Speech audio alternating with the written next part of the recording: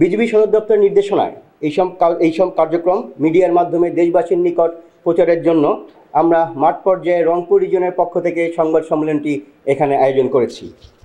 আপনারা জানেন যে বাংলাদেশের মোট সীমান্ত ৪,৪২৭ কিলোমিটারের মধ্যে আমাদের রংপুর রিজিয়নের দায়িত্বপূর্ণ এলাকার মধ্যে রয়েছে ১,৬৬০ কিলোমিটার সীমান্ত এলাকা, যা 4টি সেক্টর এবং 15টি ব্যাটালিয়নের মাধ্যমে পরিচালিত হয়ে থাকে।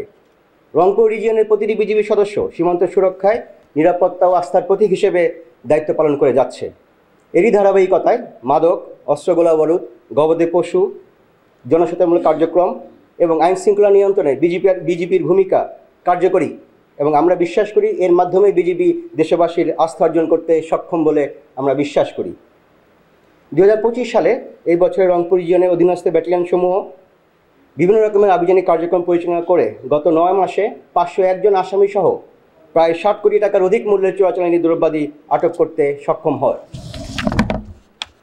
সীমান্তে টহল এবং বিভিন্ন অভিনব অভিযান পরিচালনা করে রংপুর রিজিয়ন তার দায়িত্বপূর্ণ এলাকায় এই বছর ৭১,৩৪০ বোতল ফেন্সিডিল, প্রায় 10 কেজি হেরোইন, 2 কেজি কোকেইন, 12,127 বোতল মদ, 2,091 কেজি গাঁজা, 24,478 পিস ইয়াবা, 4,03,975 পিস মেটাডক্সিন ট্যাবলেট সহ বিভিন্ন প্রকার ইনজেকশন এবং উদ্দীপক ট্যাবলেট জব্দ করতে সক্ষম হয়।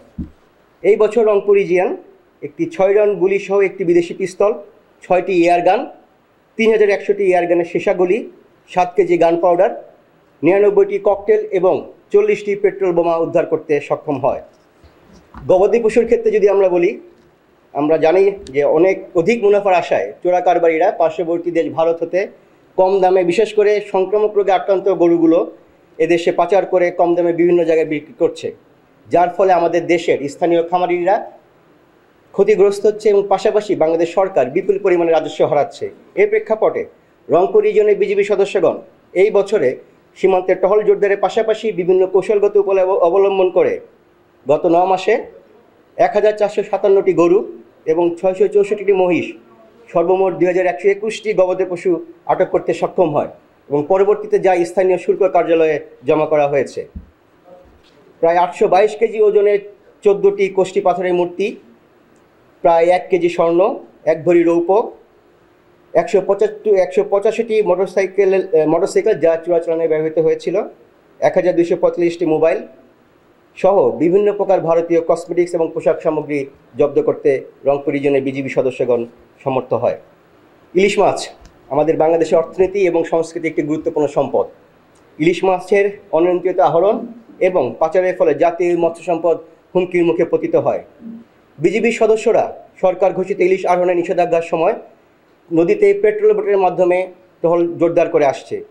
চলতি বছরে রংপুর রিজিয়ন মৎস্য বিভাগের সাথে সমন্বয় করে সীমান্তবর্তী এলাকা এবং নদীতে তল্লাশি করে এ যাবৎকালে প্রায় 625 কেজি ভারতীয় কারেন্ট জাল জব্দ করতে সক্ষম হয়।